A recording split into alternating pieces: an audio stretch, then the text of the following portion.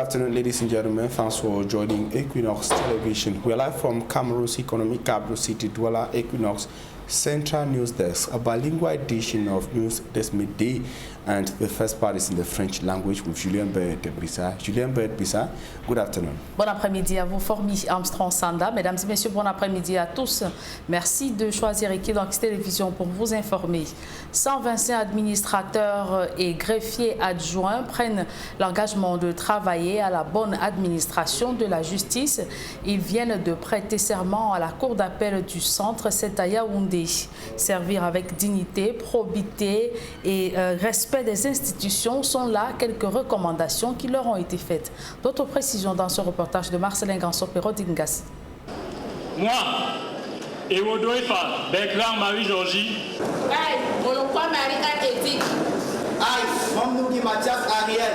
Le cœur en joie, ils ont tous levé la main droite et juré de donner le meilleur d'eux-mêmes pour la bonne administration de la justice. Le serment que nous avons prêté aujourd'hui est cet engagement personnel devant Dieu, devant les hommes que nous avons pris afin de servir aux citoyens camerounais en tant que cadre de la justice camerounaise. Contrairement à ce que les gens pensaient, les administrateurs de greffe progressivement font leur chemin. Nous pensons que dans les prochains jours, le greffe, par notre modeste contribution, pourra rayonner l'image de notre justice. Ce sont au total 10 administrateurs de greffe, promotion 2017-2019, et 115 greffiers adjoints, promotion 2019, de l'École nationale d'administration et de magistrature. À peine ont-ils dominé leurs émotions et mesuré le poids de leurs nouvelles responsabilités qu'ils ont reçues du procureur général près la cour d'appel du centre, la ligne directrice de leur nouvelle carrière professionnelle. Le fonctionnaire de greffe a l'obligation de servir la justice en toutes circonstances. Il est tenu d'exercer ses fonctions avec probité, honneur, dévouement, respect des lois et règlements de la République. Il est soumis au strict respect du devoir de réserve et est astreint au secret professionnel.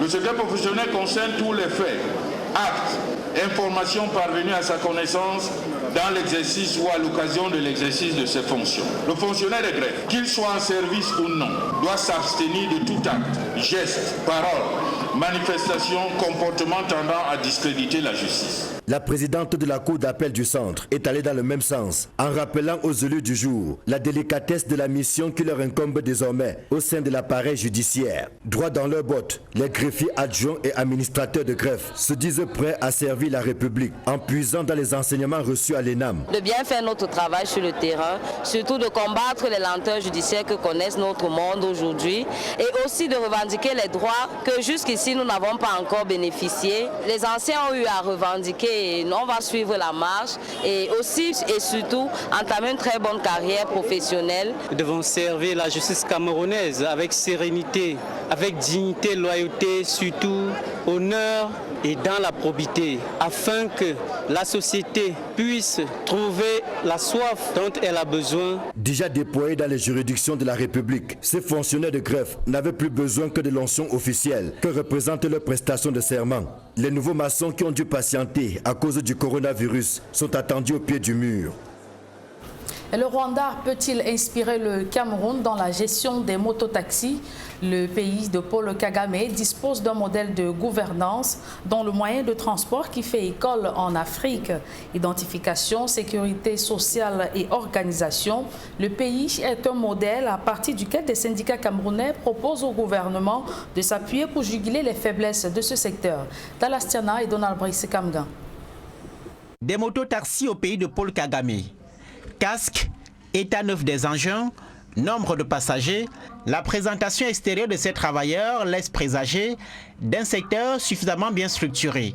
Un tableau complètement en rupture avec le Cameroun, mais qu'on peut bien implémenter aux yeux de l'organisation syndicale des conducteurs de mototaxis, tricycles et assimilés du Cameroun. La coopérative, c'est les entreprises parapubliques et publiques les accompagnent dans leurs activités. C'est pour ça que vous allez constater au Rwanda, le Rwanda et tous les staffs de la fédération, ils roulent avec les véhicules. Ce n'est pas de leur agence, c'est les parapublics des sociétés qui viennent vers eux. Au terme de plus de 2 semaines d'échanges avec les mototaximens rwandais et les autorités de ce pays, l'Osikomotac propose aux autorités camerounaises d'aller vers une organisation des mototaximens en coopérative.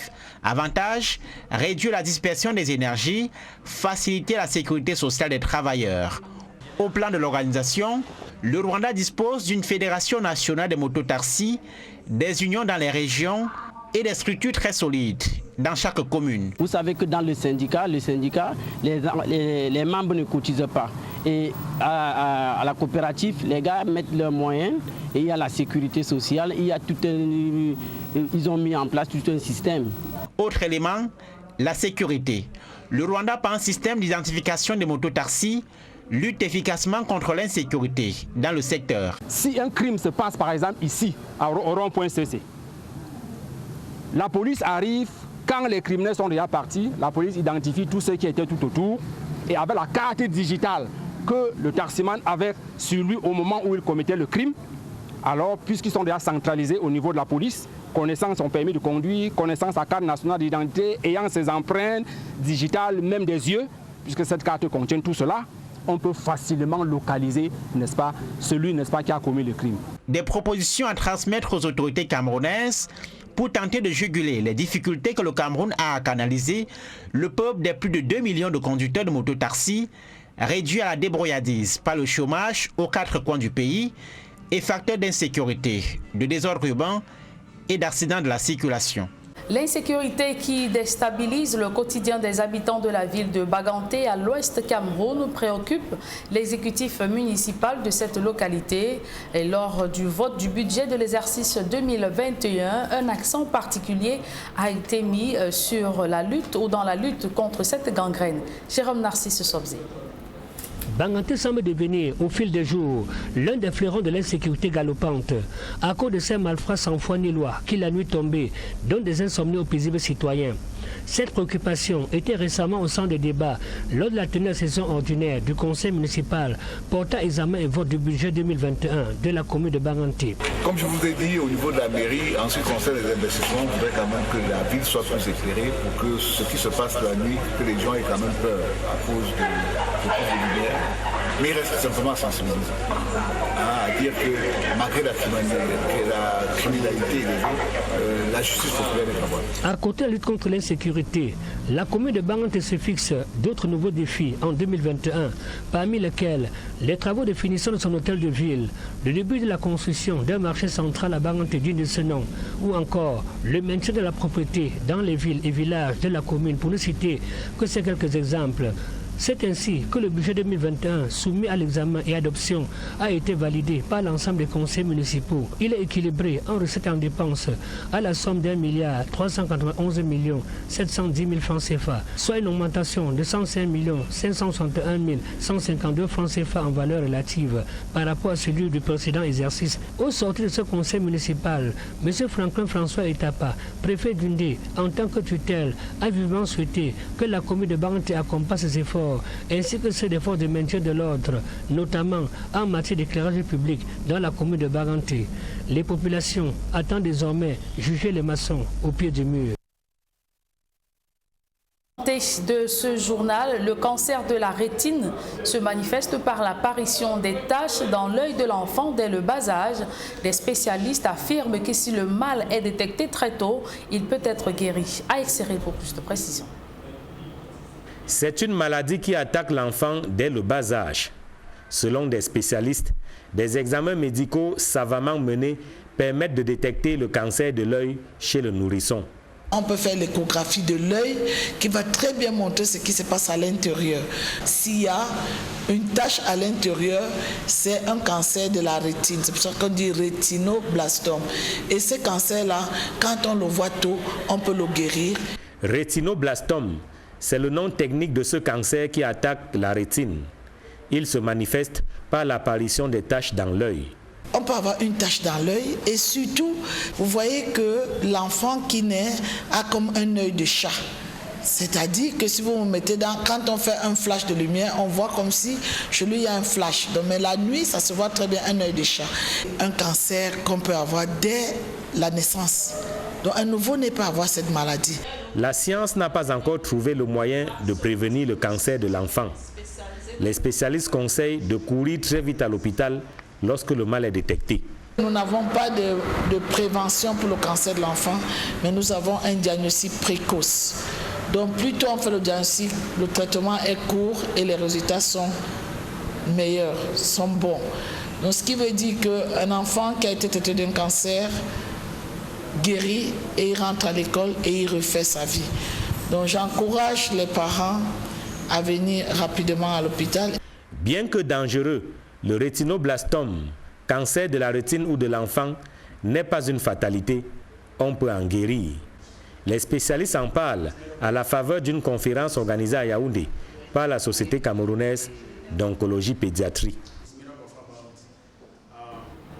Parlons religion à présent. En cette fête de fin d'année, les chrétiens rendent grâce à Dieu et se projettent pour l'année 2021. Des prières pour la paix et l'harmonie au menu du monastère Saint-Benoît de Babété à Bouddha.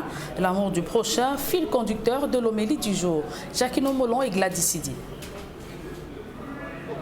Les chrétiens vivent en ce moment le temps de l'Avent.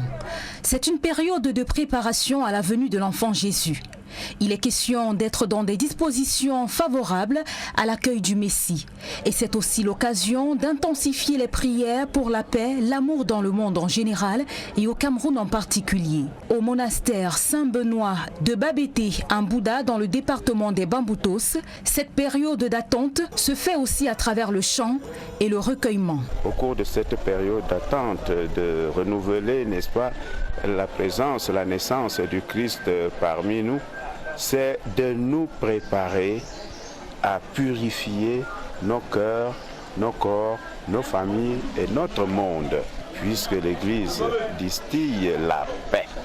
Et je crois que c'est ce que nous devons cultiver à partir de nos familles, même au niveau politique, de demander à tous les Camerounais d'être unis, parce qu'un peuple désuni ne construit pas. Le monastère, au fil des années, a accueilli de nombreux déplacés, parmi lesquels ceux venus des régions anglophones du Cameroun. Le temps de l'Avent est aussi un grand moment de partage. En tant que monial, notre vie de prière est un fumier pour la progression du chant de notre pays. Donc notre vie de prière, notre manière de vivre, ça donne au pays de retrouver la paix. Vraiment, c'est... La peine de Dieu est au-delà de tout. Avec ça, on hérite la vie éternelle. Et c'est ce que l'homme peut avoir de meilleur sur la terre. Au terme de l'année 2020, les chrétiens continuent d'élever la voix pour le retour de la paix dans les régions en crise du Cameroun pour des lendemains meilleurs. Et c'est avec ce reportage de Gladys Sidi et Jacques Molon que nous mettons un terme à la première partie de ce journal. La seconde est en langue anglaise avec vous, Formi Armstrong Sanda. Good day once again. Good day once again, Julian. Good day once again, ladies and gentlemen. Thanks for joining us in the second segment of information. We begin on a very sad note, taking you to Buea subdivision of the Faku in the southwest region of Cameroon, to say that foncing chiefs in the northwest and southwest regions of Cameroon are increasingly being targeted within the context of the conflict hitting the two Anglophone regions of Cameroon. Some of them have suffered abduction and some even killed by unidentified armed individuals, and the attacks have increased recently, and reports have it that phones and chiefs are being targeted for exercising the civic duty of taking part in the just ended regional election in Cameroon. Yesterday, the seat, that is the population of Mafotine Buea in the southwest region of Cameroon, went in panic, shock and consternation following the alleged killing of Chief Ngale Ikome by unknown armed individuals who reportedly took him alongside his co-traditional rulers of My 15, that is My 15 Dibanda and My 16 Bolifamba after they were taken to an undisclosed destination shortly after they took part in the regional election in Buea. They were all assembled at the Mile 14 Palace for the inauguration of the Mile 14 Palace, according to our correspondent in Buea, when they were abducted by unknown armed individuals to an undisclosed destination. And of course, the corpse of the traditional ruler of Mile 14 will later be found. One of the traditional rulers of the Fako division confirmed to Equinox Radio and Television yesterday that Chief Ngale Ikome of Mile 14 was killed yesterday Sunday morning by yet to be identified individuals, but believed to be separatist fighters. Other sources have it that he was not shot at, but he died after a malaise in the hands of his abductors. Meantime, the whereabouts of the traditional ruler of Mile 15 and 14 is still unknown. Derek Jato, our correspondent in Buea, learned of the demise of the traditional ruler, moved up to the Buea Regional Hospital where his body was taken to. As you can see there, those are images at the Buea Regional Hospital where our correspondent visited yesterday at 8 p.m. And he also noticed the presence of key administrators of Buea subdivision, elites of the southwest region of Cameroon, and some notables of the town of Buea. We are keen on Buea, especially Mile 14, Mile 15 and 16, and we'll be coming back to that in subsequent editions of Information on Equinox Television and Radio. Meantime, Furawa subdivision, before the escalation of the arms conflict in the northwest and southwest regions of Cameroon, was widely referred to as the sick child of Menchum division because of the developmental challenges faced by the subdivision. Apart from being highly enclaved, it is also cut off from the rest of Cameroon because of the absence of a bridge over River Kassinala. With the effects of the armed conflicts, inhabitants fled to the neighboring Federal Republic of Nigeria, including the men. They are back to Furawa but have sad stories to tell. More in the following report. A trip to Furawa subdivision, Menchum division of the northwest region of Cameroon. This administrative unit of over 19,000 inhabitants is the hardest hit by the Anglophone crisis in the Menchum division, and the destruction is a testimony. The multi-purpose community telecom center, which used to link the enclaved subdivision to the rest of the world, is now in ruins. The few walls of the telecom center still standing carry messages like "No forgiveness this time around." Please don't forget Lilkesh, man of his words. The Dios office, burnt and destroyed, is now a shadow of its former self, and the divisional officer now operates from a temporary site. This is my temporary office because Amba boys destroy every building here, administrative building. Amba boys destroy until here. Highly enclaved and cut off from the rest of Cameroon by bad roads and the absence of a bridge over River Kassinala, Furawa inhabitants who fled the war could only cross over to the neighboring Federal Republic of Nigeria, according to the mayor. Most of them have come back. In fact, as of January last year, when the military came, the village was deserted. Even myself, I was not in Furawa here. I also escaped even before the military came, because when the boys were here, they were hunting for some of us. So we ran for our dear lives. We were still in Nigeria. So when the military came now, we saw that it was time for us to come back home, to gather our population back home. That's why you see this multitude here. The mayor of Furawa, who also ran to Nigeria, is back and saying normalcy now reigns in the area. It is 1 year running that we have lived in peace. The people are returning back home. Life is calm. The village is calm. People go about their normal daily activities.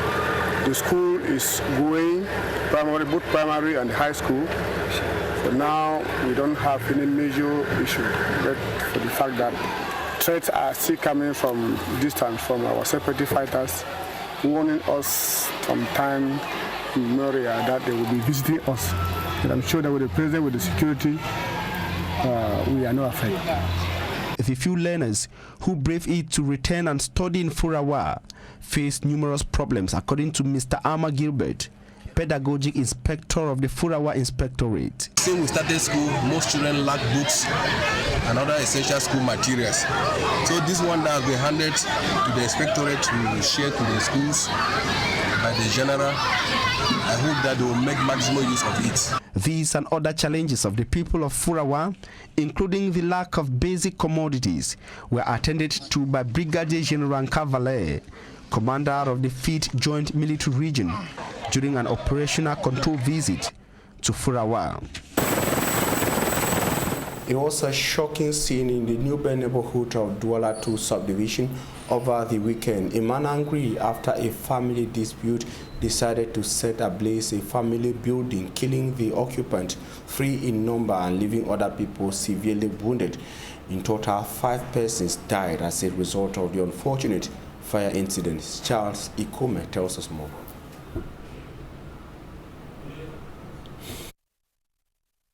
A 1-month-old baby, 2 children of less than 5 years of age, they were occupants of this house in Newbell Douala 2 subdivision. All 3 were consumed by wild flames. The flames ravaged the entire building and its content. The 3 children were caught in the early hours of the morning Friday. The outcome of their death came as a result of a family dispute when a certain man in his 70s by name Baké Roger decided to terminate the life of his niece and her children so they won't have access to the family property. In the early hours of Friday morning, Baké Roger, who lives opposite the family compound by St. Anne Pharmacy in Newbell, disguised himself into a woman and passed through the back door, which was left open by his niece's daughter, who went to fetch water around 5 a.m. that morning. Unfortunately, his niece, who is in the house, catches him right-handed and thinks he is a thief, fears the worst, so she alerts the neighborhood by screaming. Her screams gets the attention of a youth in the quarter by name Bonje Jacques Audrey, who hears her loud and clear and immediately rushes to her rescue, says this neighbor. Il a trouvé le monsieur. Il a arrêté le monsieur.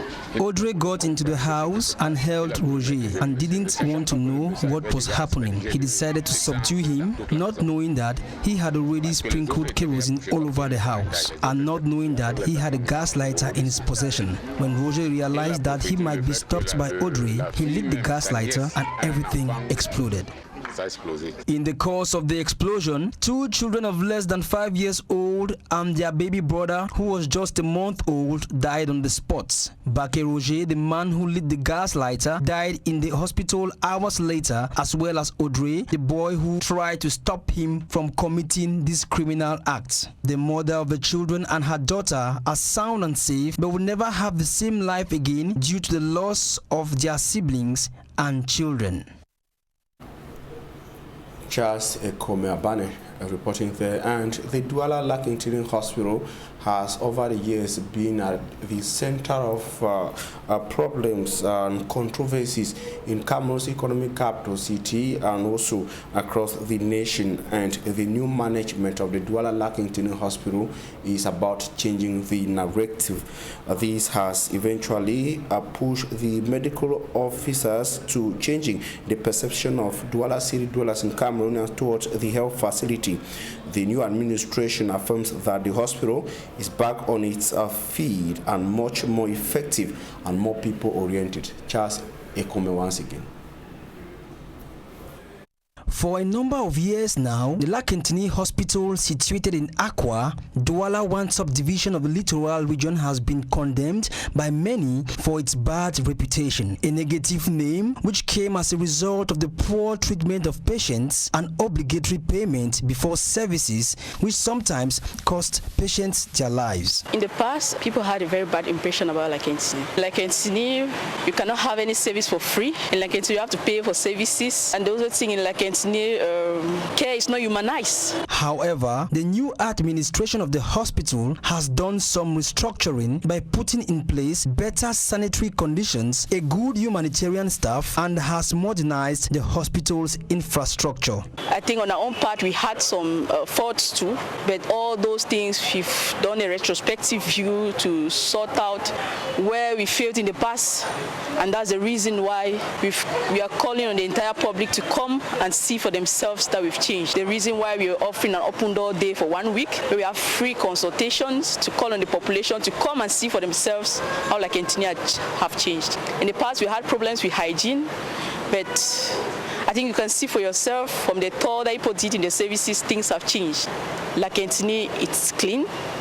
Also, we've worked on satisfaction of the nurses. We've worked on their satisfaction, and to an extent are trying to humanize the care that they give to their patients.